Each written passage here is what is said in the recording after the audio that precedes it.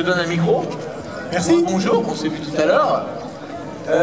C'est marrant parce qu'un jour, j'avais une SLK, une époque, c'était il y a 2 ans, je crois, C'est ça. que j'ai vendu. Et on s'était rencontrés ce jour-là. Tu étais venu à la maison, et puis bon, on n'avait pas fait affaire pour X raison, mais tu étais déjà propriétaire d'une SLK. Et tu cherchais un modèle mieux équipé, je me rappelle à l'époque. Et apparemment, tu as trouvé. C'est ça. Donc celle-ci, même si c'est pas marqué dessus, c'est une SLK AMG. C'est une 32 MG, oui. 32 MG, les plus cotées, les plus performantes, ça je pense. Hein. Je me rappelle que les AMG, c'est des versions à moteur avec compresseur. Pas nécessairement. Pas nécessaire. Ah bah explique-moi alors justement. AMG, Je suis un en fait, culte moi dans ce domaine. à la base, c'était un préparateur Mercedes. Aujourd'hui, c'est devenu un constructeur. Oui, c'est vrai, c'est un préparateur Mercedes qui a fait beaucoup de préparation de voitures de course pour Mercedes. C'était la version, c'était l'antichambre de Mercedes pour les versions sportives. Ils ont fait des versions sportives pour la compétition, en fait, Pour le faire grand de la public, publicité. oui, oui. Hein, c'est Et ça. aujourd'hui, c'est devenu, comme tu dis, depuis quelques années, un constructeur à part. Absolument. Voilà. Il travaille toujours avec Mercedes. Toujours. Voilà. maintenant. Donc explique-moi cette voiture. Donc c'est marqué dessus, hein. On ne peut pas le louper. V6 compresseur. Même si là c'est marqué compresseur. C'est allemand. Oui, bien sûr. Donc on rappelle, hein, les SLK c'est des 4 cylindres et des V6. C'est ici, c'est marqué dessus, c'est un compresseur. Elle est quelle année celle-ci? Elle est de 2002. On se rappelle que les premières versions sont sorties en 96 et SLK. Oui. Et les derniers modèles avant la série 2, 2003. 2003. Donc ça, c'est une des dernières des phases 1. Les AMG ont été produites de 2001 à 2003. Seulement. Uniquement. D'accord, sur 2 années. Ouais. D'accord. Elle est très très belle, hein, quand on la voit. Alors vous avez remarqué qu'il y a une deuxième là-bas, qui t'a appartenu d'ailleurs. C'est l'ancienne que tu avais. Et le propriétaire est là également. Elles sont identiques quand tu les vois de loin. Ouais, de loin. Ouais, de loin, voilà. Ils ont la même couleur si on veut. Bonjour madame. Je me permets d'ouvrir la voiture. Alors chez Mercedes, hein, là c'est noir, mais il y avait des intérieurs aussi colorés. Ouais, Beige, rouge. Option rouge, ouais. beige et bleu. Voilà. La tienne est en bon état intérieur. Je sais que toutes les SLK, il y avait quelques difficultés avec les intérieurs qui avaient tendance à se dégrader. C'était le cas de la mienne d'ailleurs. Ils ont mis de la peinture sur les plastiques. Ouais, une espèce de vernis, je sais pas quoi, Ouais, qui peinture. s'écaille avec le temps. C'est ça, il Ouais. s'en va. Ouais. Si on frotte, ça part. Ouais. On voit bien à certains endroits où la main elle revient régulièrement, notamment le frein à main, parce qu'on le serre, on le dessert, et à cet endroit-là, ça a tendance à marquer un peu, à s'écailler. Ça se refait, hein, ça se refait assez facilement. En fait. Ouais, c'est vrai. On trouve la peinture. Moi, je ne savais pas à l'époque. Alors, bien sûr, c'est un cabriolet, comme on dit, un coupé cabriolet, c'est-à-dire que le hardtop se plie en 2 parties dans le coffre. Voilà. Et tu peux le faire marcher. Ah oui. Ça amuse toujours les gens. Moi, j'aime bien aussi. Ah, bon. Je crois que c'est 25 secondes de mémoire. 23, 24. Ouais. Et avec le temps, ça ralentit un peu. Voilà, faut pas que ça tombe en panne en plein milieu. Ça m'est arrivé une fois, moi. Bon, c'est un manque d'huile. Voilà, c'est pas bruyant, hein, vous l'avez vu. Faut juste un peu patient. Et voilà, une vingtaine de secondes. Et voilà, vous passez du mode soleil au mode pluie. C'est la voiture qui a relancé la note du CC. Oui, c'est vrai. Elles sont belles ces mécanes, hein, mais elles font un peu de bruit quand même. On se rappelle d'abord que Mazda a relancé la mode du cabriolet avec la première Mazda NA. J'ai la mienne qui est là-bas, la rouge. Et du coup, les autres constructeurs, ils sont dit, tiens, ça a l'air de bien se vendre, ça marche bien, même si c'est une niche, on va essayer. Donc BMW s'est essayé avec la fameuse Z3 et Mercedes a suivi avec la SLK première version comme celle-ci. Et c'est vrai que tout le monde s'y est mis, hein. Plein de constructeurs, même si les Français ils ont été un peu en retrait. Et dans les cabriolets, bien sûr, Mercedes, lui, s'est dit, nous, on va faire mieux que les autres. On va créer un hardtop qui se plie électriquement.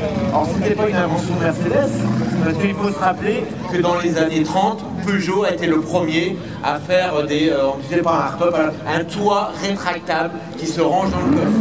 La 402 Eclipse. La 402 Eclipse, qui était en deux versions, mais avec une manivelle, ou alors électrique déjà à l'époque. Alors ça tombait souvent en panne. Hein.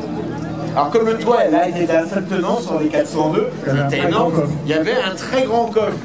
Alors, il y en a une qui est exposée au musée de l'Oyac, si vous y avez été, regardez bien. C'est assez rare aujourd'hui d'en trouver. Et donc en fait, Mercedes a repris ce système-là. Alors maintenant c'est plus fiable hein, quand même. Et celui-ci, bien sûr, comme vous avez pu le voir, il se plie en deux pour prendre moins de place dans le coffre. Parce que c'est vrai qu'une fois qu'il est dans le coffre, ça remplit pas mal de place. Ça mange la moitié du coffre, facilement. Voilà.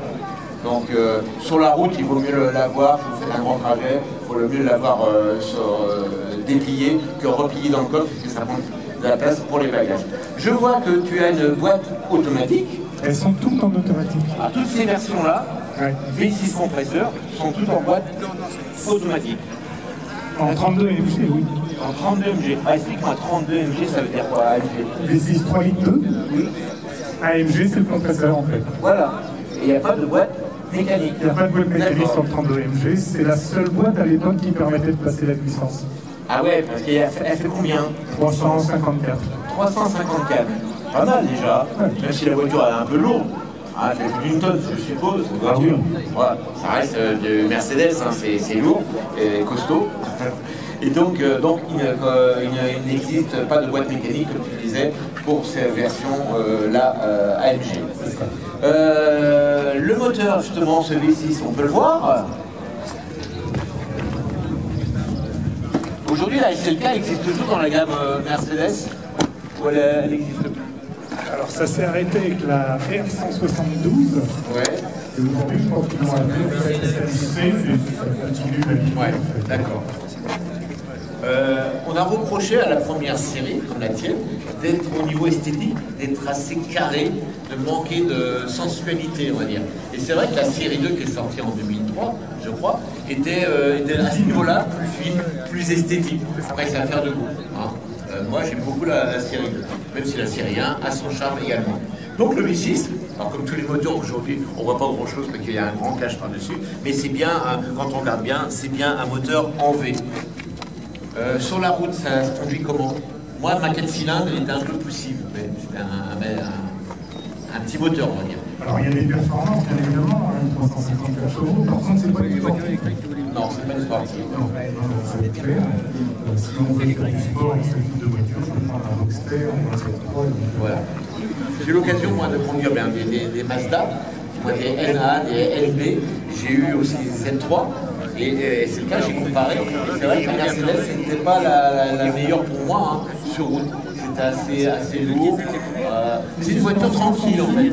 Voilà. C'est une voiture, c'est une grosse GT. Enfin, c'est une petite GT. Oui, une petite GT, mais c'est pas une sportive. C'est pas une voiture pour rentrer sur un circuit. On peut en faire un sportif si on change les suspensions. Ouais. D'ailleurs, il y en a qui roulent avec Un championnat en blanc. Ouais, j'ai vu des images de cette voiture.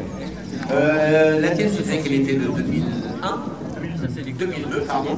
Et non, elle est nickel, elle a été repeinte déjà ou c'est sa couleur d'origine? Non, c'est les peintures d'origine.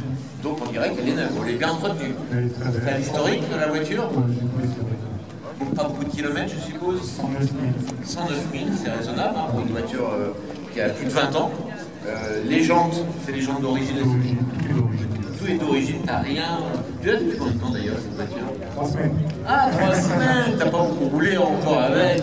Alors franchement, tu peux comparer toi. T'avais l'autre version qui faisait combien de chevaux? 218. Ouais, ah, toi t'as moyen de comparer alors. C'est vraiment, il y a une grosse différence entre les deux. Ah ouais, il n'y a pas photo. Ouais.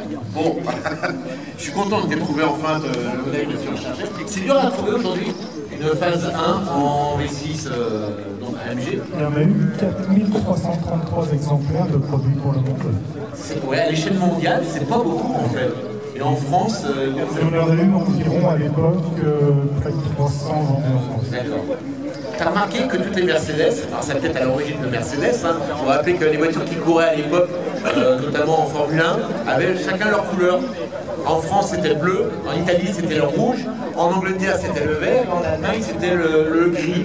Je me rappelle des années 50 ou ces voitures-là. Et c'est vrai que la plupart des Mercedes qu'on trouve, et c'est le cas, la plupart, je dis bien, pas toutes, elles sont grises.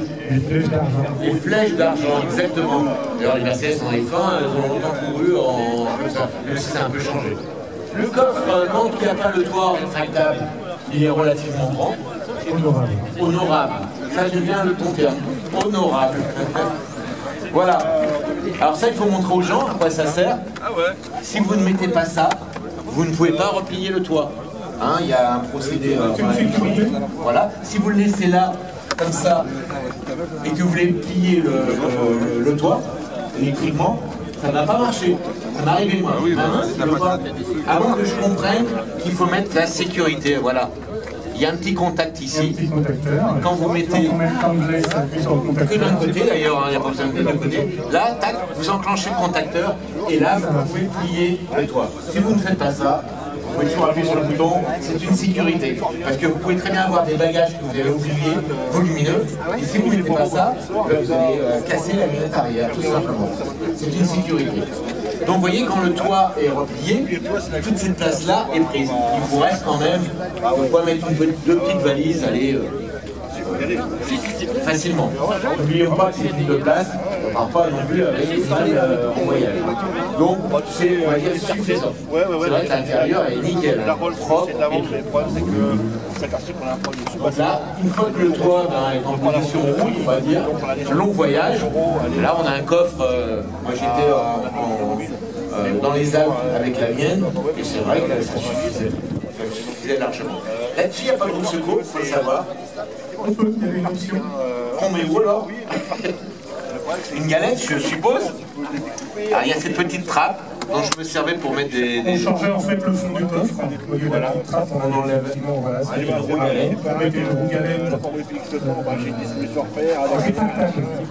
Rétractable, c'est-à-dire que le pneu est à plat. Oui, le pneu était en fait comme ça, et quand on gonflait, c'est... Voilà. C'est pour ça qu'on a un compresseur qui doit être par là. Ah oui, ça j'avais oublié. Le compresseur qui est caché, regardez, ici. Voilà, tout a été pensé chez Mercedes pour... donc il sert ce compresseur bien sûr aussi si on n'a pas de secours également. Voilà, petite trappe qui est pour des objets plus personnels qu'on peut cacher ici. Voilà. Les petites trappes à droite à gauche, là c'est le moteur de la pompe du toit rétractable. Hein, il faut vérifier quand même le niveau. On remarquera pour les gens qui sont autour de nous qu'il y a une petite flèche ici. Voilà, on est toujours ici à cette limite là. Moi à un moment donné j'étais en bas, évidemment ça marche beaucoup moins bien. Voilà, c'est une voiture qui a été bien conçue, qui s'est assez bien vendue à l'époque quand même, il y a eu pas mal de vendus. Et aujourd'hui, c'est vrai que les gens achètent ce genre de voiture en occasion grâce à ce toit rétractable. Parce que c'est un plus par rapport au cabriolet traditionnel. D'ailleurs, Mazda, après sur la NC que vous voyez là-bas, la noire, il y a un toit rétractable. Et sur les premières versions, les A et B, ça n'existait pas. Et beaucoup s'y sont mis après. Donc en fait, Mercedes n'a pas inventé le procédé, mais a relancé ce procédé créé par Peugeot à l'époque. Voilà ce que je pourrais dire sur cette voiture. Comment vous la trouvez cette voiture? Elle est nickel, hein, ça plaira à beaucoup de gens, il y a beaucoup de monde qui tourne autour. Ouais, ça me plairait bien. Ça coûte combien une voiture comme ça, ces versions-là? C'est à l'entour de 25 000 €. Ouais, ça reste encore raisonnable. On n'a pas atteint les 50 000 euros. Donc, mais il faut les trouver, comme je disais, c'est rare. Après, il y a les versions de base qui sont plus faciles à trouver, qui sont moins chères. Hein, les CLK, on en trouve à partir de 10 000 euros. Oui, très bonne fait, si on part sur une première version en 2 litres 138 chevaux, en bon état, on peut trouver à 7 000 €. Ouais. C'est souvent l'état, le kilométrage, comme cette voiture. Voilà. En fait, il faut faire attention à la corrosion.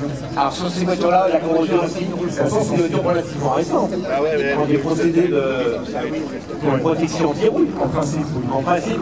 Ah, il y a des maladies qu'il faut regarder, alors c'est où spécifique? Principalement les passages de roues avant et arrière. Pourquoi? À cause il n'y a pas d'écoulement. Je sais que sur les Mazda, quand vous avez capote, il y a un écoulement, et ça se bouche, et ça pourrit aussi. Ah oui, ça faut faire attention. Voilà, faut faire attention. Les points d'écoulement ne se bougent pas. Voilà. Donc il faut faire attention ici Principalement au niveau des ailes arrière. Avant et arrière. Mais c'est vrai qu'une voiture quand même relativement saine. Oui, il y a des traitements sur une voiture. Mais comme toute voiture, il faut faire attention. On va tester parce qu'on on est un peu ric-rac. Je vous rappelle qu'on va arrêter à midi ce rassemblement pour cause de salon. Donc on va tester en se remerciant. Je suis bien content de t'avoir retrouvé. Et au plaisir de te revoir ici. Également. Voilà, merci à toi. Mesdames et messieurs, vous pouvez l'applaudir. On va laisser repartir.